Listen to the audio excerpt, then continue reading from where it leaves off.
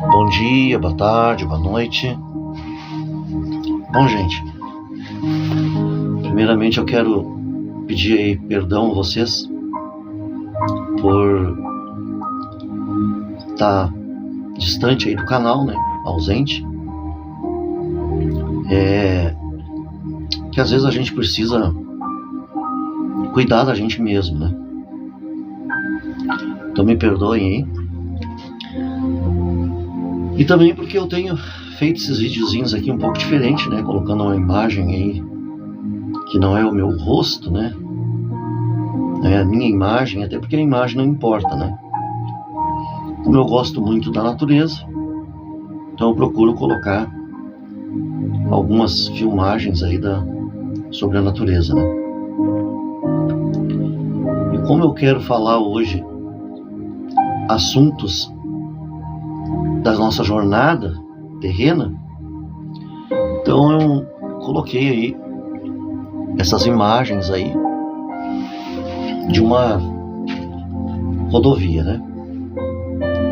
Talvez vá aparecer alguma outra coisa aí, eu não lembro, mas isso não importa. Então, hoje eu gostaria de falar alguns assuntos, dentre eles é sobre as nossas frustrações, né? Por exemplo, quando Jesus falou aquele dia que ele estava em um lugar falando com a multidão dentro de uma casa e vieram dizer a ele: teu pai, tua mãe, teus irmãos estão aí? E ele respondeu: meu pai, minha mãe e meus irmãos são aqueles que fazem a minha vontade. Por que será que ele falou, né? Jesus não falava nada por falar. Jesus não era vingativo, que nem a gente muitas vezes é. Se ele falou, é porque era necessário falar. Tinha que falar. E se ele falou, é para nos deixar uma lição. Por exemplo, se o pai e a mãe de Jesus, talvez seus irmãos estavam lá juntos, família dele, se eles chegaram lá e mandaram chamar ele, é porque ele não estava pregando ou falando alguma coisa para a sua família. Quer dizer, a sua família não estava lá. Talvez pudesse ter algum parente, algum familiar mais distante, mas os seus familiares não estavam lá. Então muitas vezes a gente coloca expectativas que não vão se concretizar. Por exemplo, se eu colocar um comércio esperando que eu vá ir bem com o meu comércio, porque a minha família vai lá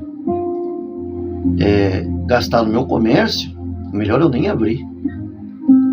Porque possivelmente a minha família não vai. Tem as exceções, mas não é vias de regra. Ou então, se eu estivesse fazendo vídeos aqui para minha família, eu nem precisaria fazer, porque certamente não teria visualizações. E eu não estou falando isso porque eu quero descarregar alguma raiva, alguma mágoa, alguma coisa, não. É porque eu, quando comecei a fazer vídeos aqui no YouTube, eu chegava a postar no Facebook, no Twitter, nas redes sociais, e se não me engano até chegava a enviar para alguns familiares, e não tinha visualizações. Eu poderia ter parado, porque eu não vou mentir aqui. Quando eu comecei eu pensei, bom, se só a minha família me assistir, já vai ser bastante, né? Mas não. Eu não sei se eles me assistem ou não, se tem alguém que me assiste ou não. Mas, por exemplo, vou dar um exemplo aqui. Talvez, antes de dar um exemplo, vou tecer um outro comentário aqui sobre Jesus.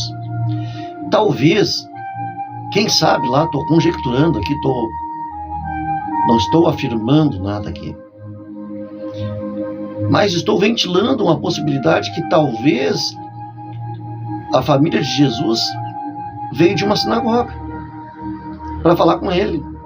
Algum assunto, alguma coisa que possivelmente, como ele era Deus, ele já sabia, né?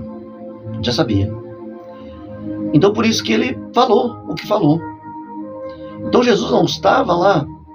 Se Jesus estivesse lá por causa da sua família, ele lá não estaria, porque a sua família não estava lá. Então, muitas vezes a pessoa, por exemplo, coloca um negócio, né? Coloca um negócio e ela fica pensando, puxa, minha família de repente vai me ajudar, ou pensa que com certeza a família vai ajudar. Vai lá, vai comprar, vai adquirir, vai gastar lá no comércio dela. Nem comece. Ah, mas por que o senhor está dizendo isso, pastor? Porque eu já sei. Eu já tive comércio. E se eu dependesse dos meus familiares, estava lascado. Porque eles só iam quando precisavam e assim mesmo quando não tinham dinheiro para gastar. Que aí compravam para pagar depois, né? Então, nem comece nada. Existem as exceções, mas não comece nada esperando que os seus amigos, que os seus familiares, que alguém vá ser ou o seu espectador, ou o seu cliente, enfim. Não espere. Existem as exceções? Existe, mas não é vias de regra. Eu, por exemplo, se eu estivesse aqui fazendo vídeos, esperando, contando com os meus familiares, não estaria. Porque eu não ia ter visualizações. Eu ia desistir. Quando eu comecei, eu tinha 1, 2, 3 visualizações. Hoje, rapidinho, tem 50, 60, 100. E as pessoas que vêm aqui me ouvir é porque acreditam em mim. Porque a gente precisa pôr uma coisa na nossa cabeça e até no nosso coração. Os nossos, foi o que Jesus falou, o profeta na sua própria terra não tem honra. Por quê? Porque os nossos nos conhecem, sabe dos nossos defeitos, sabe. Não tem como esconder da família os defeitos, né? Não tem. Eu, por exemplo, tenho um gênio muito forte, então não tem como esconder da família. Minhas irmãs me conhecem desde criança, porque eu sou o mais novo. Então elas sabem. Se eu pôr um vídeo ali, elas vão ver a minha cara lá. E elas vão, isso aí é o Neco, porque meu apelido é Neco, né? Elas não vão dizer o pastor Silvio. Elas vão chamar qualquer imundo, qualquer profano, qualquer pé rapado, qualquer Zé Ninguém, elas vão chamar de pastor, mas a mim não. Por quê? Porque elas me conhecem. Possivelmente é o que acontecia com Jesus. Porque certo dia um irmão de Jesus, não lembro qual foi, disse para ele, ué, tu não quer aparecer? Vai lá nas bodas, ou lá no casamento, não lembro bem dessa passagem, hein? Então é assim. Às vezes a gente se frustra porque a gente espera ser reconhecido por quem não vai nos reconhecer. Por quê? Porque sabem das nossas falhas. A pessoa, ela talvez esteja lá ouvindo um assassino. Talvez ela esteja ouvindo um pedófilo. Talvez ela esteja ouvindo um adúltero, mas ela não sabe. Então, para ela, aquela pessoa é digna dela ouvir, né? Então, não pense, não se frustre, não coloque as suas expectativas naquilo que não vai acontecer. É muito mais fácil, por exemplo, vou dar aqui um exemplo bem prático e bem pessoal. É muito mais fácil meus filhos estarem ouvindo uma outra pessoa que elas não conhecem, que talvez seja um bandido, Mas elas não conhecem, elas não sabem. Do que elas me ouvirem. E de vez em quando, né, eu sou franco, né, por isso que eu digo, ou a pessoa me ama ou ela me odeia. E isso inclui filhos e mulher, e sogra, e cunhados, e irmãs, e todo mundo, sobrinhos. Ou me ama ou me odeia, porque eu falo a verdade, a realidade, aquilo que eu penso. Eu não tenho espinho na língua, né? Então é muito mais fácil meus filhos, os meus próprios filhos, não me ouvirem a mim e aí quererem me ensinar o que ouviram de outros, porque não me ouvem, não me ouviram falar. Quando eu era criança, eles estavam lá na igreja comigo, mas eram criança, de repente nem me ouviam falando, né? Então não se frustre. Não se frustre. Não quer dizer que às vezes eu seja o bambambam, que não me frustro, que, entendeu? Se eu venho aqui falar com vocês é porque o Espírito Santo colocou o assunto no meu coração e aí eu venho para não desobedecer.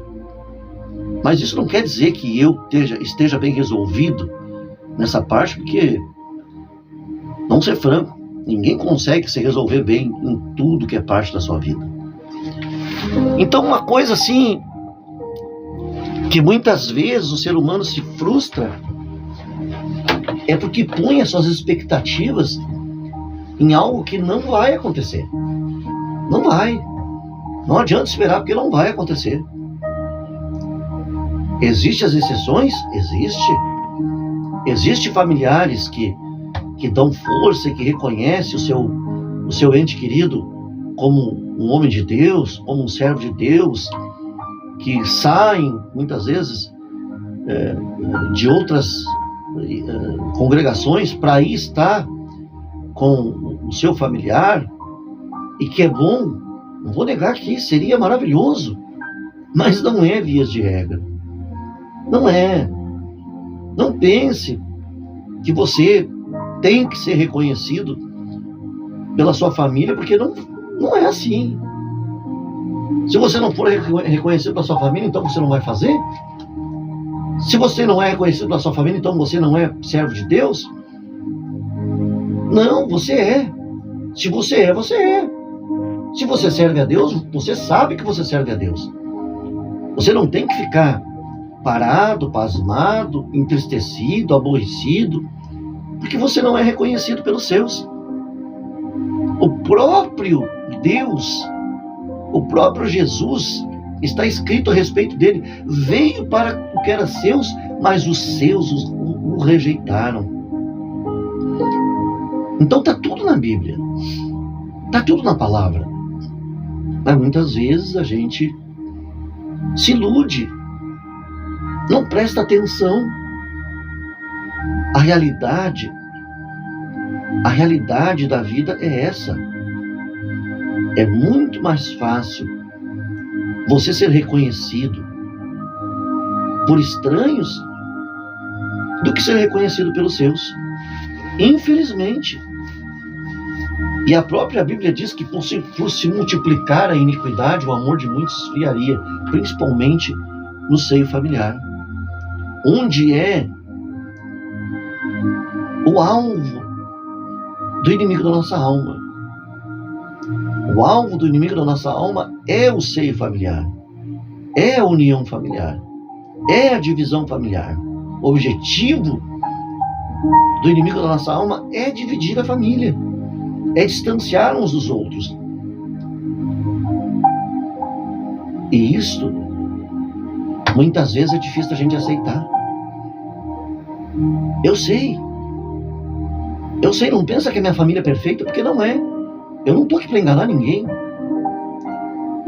Jamais enganaria. Jamais viria aqui pousar de santarrão. Não. Eu digo, minha família não é perfeita. Inclusive, quando criei os meus filhos, eu já criei com esse pensamento. Eu não estou criando os meus filhos para mim, e sim para o mundo. Então eu tenho que ensinar eles a serem independentes, a ter as suas próprias ideias, a pensarem, a analisarem, a escolherem. Mas às vezes as pessoas ensinam os filhos ou tentam treinar, desculpa aí, gente, tem uma tossezinha aqui. As pessoas tentam treinar os filhos para serem manipuladas por elas, mas chega um ponto que você não vai conseguir manipular seus filhos. Nem ninguém da sua família. Nem netos, nem sobrinhos, nem ninguém. Porque cada um vai pender para um lado. Vai fazer uma escolha. Agora, isso é motivo para a pessoa se frustrar, querer morrer, querer se entregar? Não. Não é motivo. Há muitas pessoas por aí que vão dar crédito à sua palavra, que vão querer a sua amizade, que vão visitar você, que vão se sentir bem com os seus pensamentos, porque pensam como você, porque vivem como você. Mas muitas vezes a gente quer mudar. E eu não estou dizendo isso aí porque eu já sou resolvido dessa parte. A gente quer mudar o pensamento dos filhos ou dos familiares. A gente quer torcer eles, quer obrigá-los, e a gente não vai conseguir fazer isso, porque nem Deus consegue. Nem Deus consegue. Ele próprio deu o livre-arbítrio. Então a pessoa ela vai fazer o que ela bem quiser. Agora você vai ficar sendo estorvo e se decepcionando e chorando e se amargurando à toa? Não. Se você fizer isto, você está errado. Me perdoe afirmar que você está errado. Porque a sua vida é a sua vida. Deus deu a você a vida para que você vivesse a sua vida. Para que você usufruísse da sua vida. Para que você aproveitasse do seu tempo. Para que você fizesse coisas, desde uma vez que não prejudica o teu próximo, que te alegrasse o teu coração. Mas muitas vezes a gente, equivocadamente, acha que tem que viver com quem não quer viver com a gente. Às vezes a gente acha que os outros estão errados e tem que mudar. Mas muitas vezes quem tem que mudar é a gente. Eu sempre digo, quem não me procura, quem não vem na minha casa, primeiro é porque certamente a minha casa é um lixo perto da deles, né? Eu não me importo muito com casa. Já se eles não vêm na minha casa, é porque eles se importam com a casa. Não se sente bem, começando pela minha casa. E depois, não se sente bem comigo mesmo. Porque sabe como que eu penso, porque sabe o que eu falo. Se eu tiver que falar, eu falo mesmo. Hoje em dia, eu tenho até medo de visitar as pessoas, porque eu conheço Deus.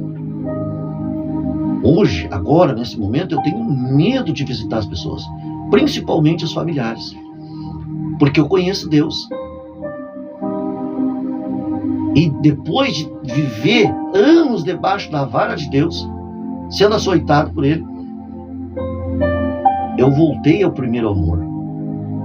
Eu disse, Senhor, a partir de hoje, eu falo e faço aquilo que o Senhor quiser, o que o Senhor mandar, eu não penso duas vezes. Então hoje, eu tenho medo de visitar minha família.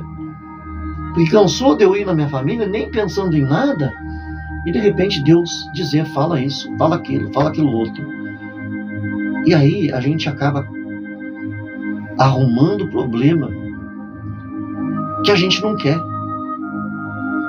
Então você precisa entender que conforme as pessoas vão crescendo, elas vão se afastando, elas vão indo embora, elas vão escolhendo o seu círculo de amizade. E isto é filhos, é netos, é sobrinhos, é irmãos, todos. Dificilmente a pessoa se mantém seguindo o mesmo curso da vida que ela vinha seguindo, enquanto ela era inocente, enquanto ela era dependente. pessoa vai crescendo, ela vai se independendo e ela vai se afastando. Principalmente os filhos, na sua maioria. Não é vias de regra, mas eu posso dizer que exceções. São exceções dos filhos que permanecem sempre até o final da vida junto com os pais, aconteça o que acontecer, fale o que os pais falarem. Chega um ponto que os filhos não querem mais ouvir os pais. Preferem ouvir um libertino, um hipócrita, um sociopata, e por aí afora vai, do que ouvir o próprio pai e a mãe. Então você não pode colocar suas expectativas naquilo que não vai acontecer, que dificilmente irá acontecer. Você precisa seguir em frente. Você precisa olhar para si mesmo, valorizar-se. Porque se você não se valorizar, ninguém vai valorizar você. Se você não disser o meu preço é tal, ninguém vai chegar e vai dizer, tu está muito barato, eu pago mais caro pelo teu tempo, pela tua amizade. Aliás, aquilo que é de graça não é valorizado. Muitas vezes a gente fica empurrando goela abaixo as pessoas, a nossa amizade, o nosso carinho, o nosso amor. E aí a gente se frustra, porque aquilo que é barato não é valorizado. Aquilo que é dado, até tem um ditado que diz que aquilo que é oferecido ou é podre ou é ardido, né? Essa é a realidade. Esses são os homens. Esta é a geração que estamos convivendo. As pessoas me conhecem, então elas não vão me ouvir. Agora, as que não me conhecem, que infelizmente, porque eu não tenho espinho na língua, acabam me conhecendo, então muitas vão embora.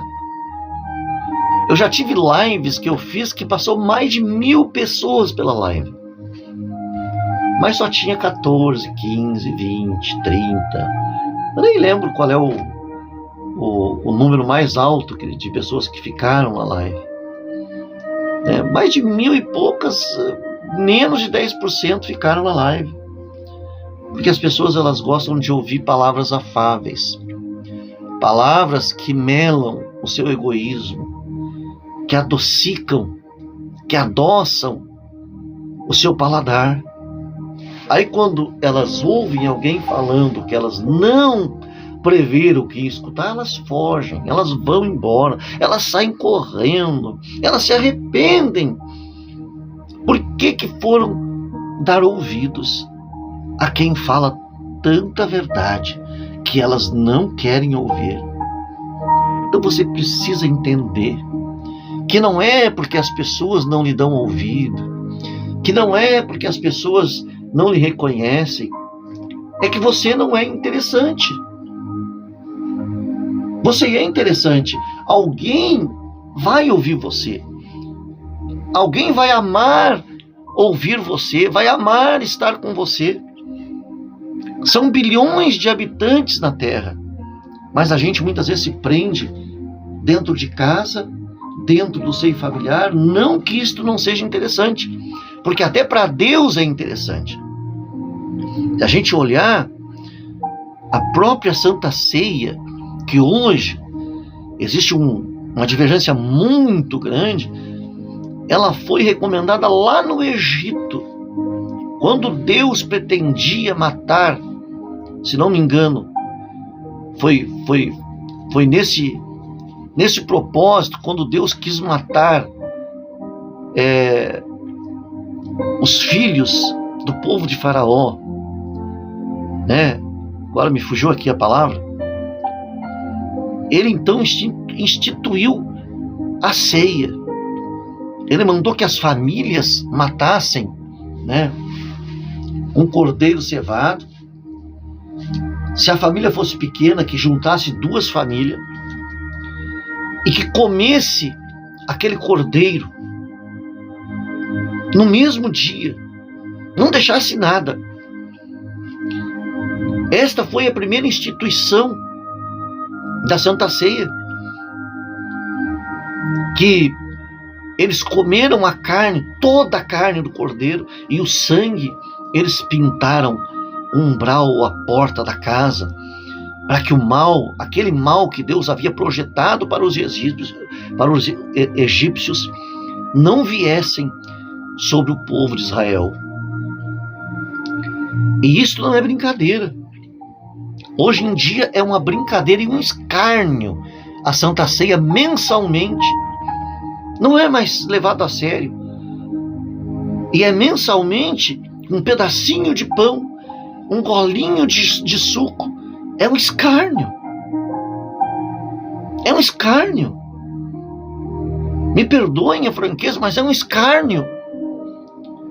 O próprio Jesus, quando deixou a Santa Ceia de exemplo, ele procurou uma casa, ele não procurou uma igreja, ele não procurou um templo, ele não procurou uma sinagoga. Não, ele procurou uma casa e pediu emprestado os aposentos daquela casa e reuniu seus apóstolos, porque era a sua família de fato de verdade.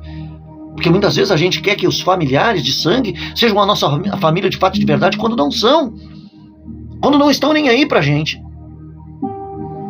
E aí lá ele deu o exemplo, ele fez um jantar, ele fez algo sério, teve custos, teve tempo de preparo. E aí lá ele disse, pegando um pão e pegando um vinho, simbolizando a sua carne, aquele pão, e o vinho, o seu sangue, era coisa séria. Não era uma brincadeira como é hoje em dia, que as pessoas pensam que por ir num culto uma vez por mês e comer um pedacinho de pão e beber um gole de vinho, ou de suco de vinho, porque nem vinho é mais, suco de uva, que elas estão salvas, que aquilo ali vai importar.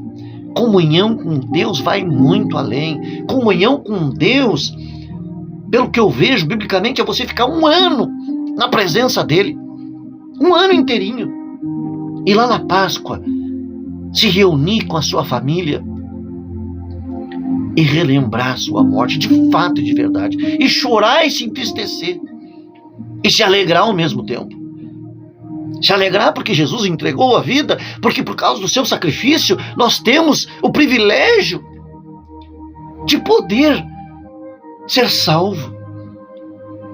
Porque se não fosse o sangue do Cordeiro de Deus, nós estaríamos totalmente excluídos.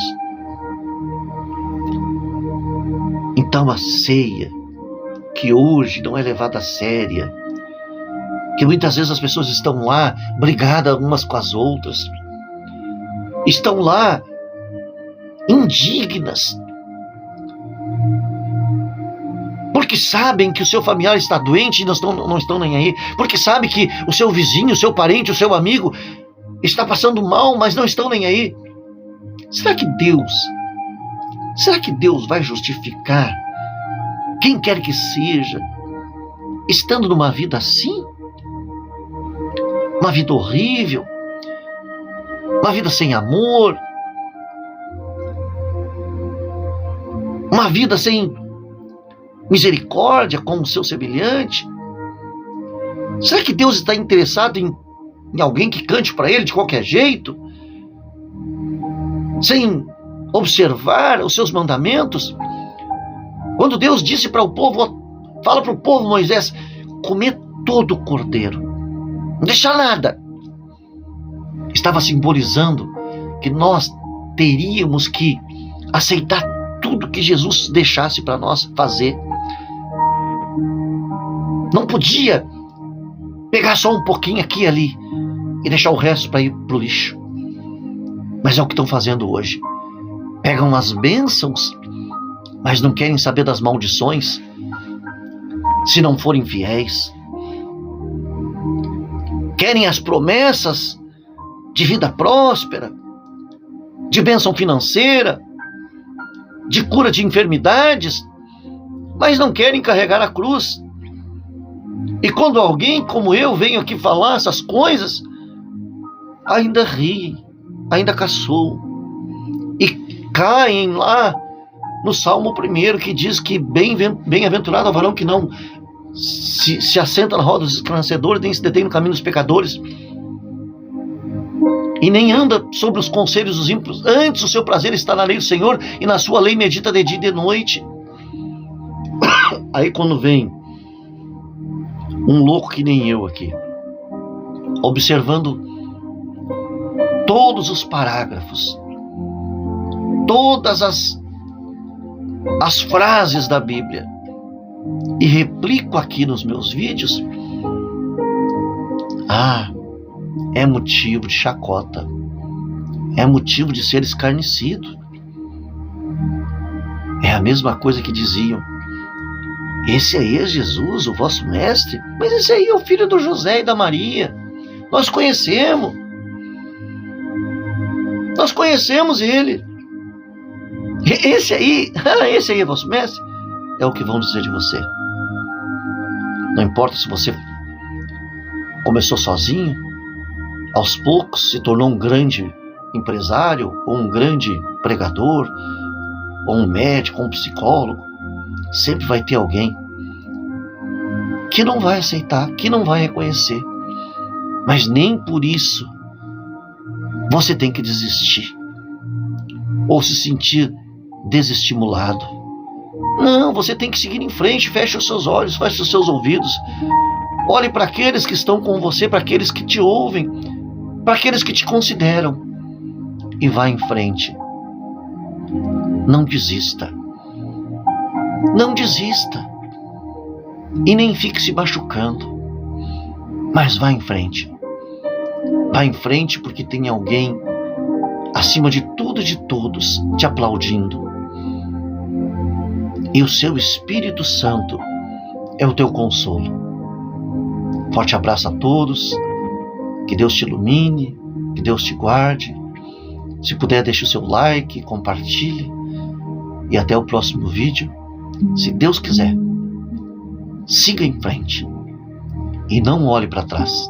Quem põe a mão no arado não deve olhar para trás. Siga a verga. Vá em frente, realize. Deus é contigo e isto é o que importa.